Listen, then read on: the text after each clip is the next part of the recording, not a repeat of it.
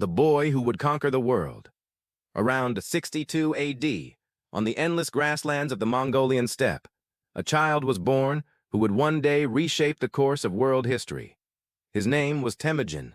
At the time, no one could have imagined that this boy, born into a small nomadic tribe, would become the founder of the largest contiguous land empire the world had ever known. There were no grand cities where he was born, no magnificent palaces, no stone castles. They did not stay in one place for long. They traveled with their horses, sheep, goats, and cattle, moving from one pasture to another in search of fresh grass and water. Their homes were portable felt tents known as yurts.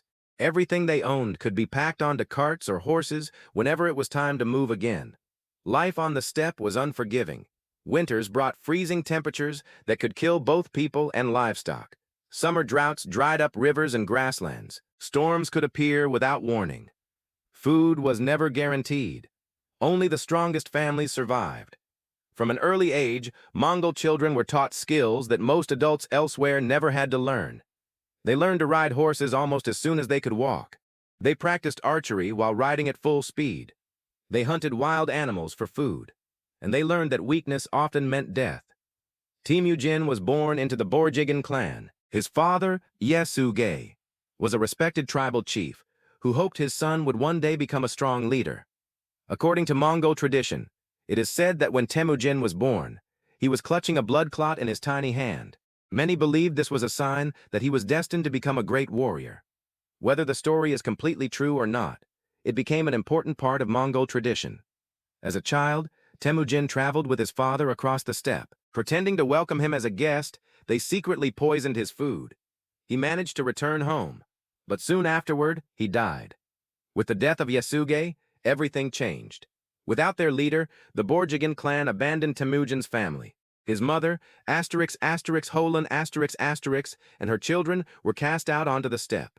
They were left with almost nothing. No protection, no powerful allies, no large herds of animals, no secure home, only the endless wilderness. For years, the family struggled simply to stay alive.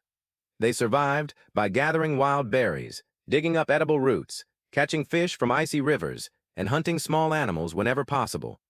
Some days there was enough food. Many days there was not. Hunger became their constant companion. The hardship placed enormous pressure on the family. Arguments became frequent.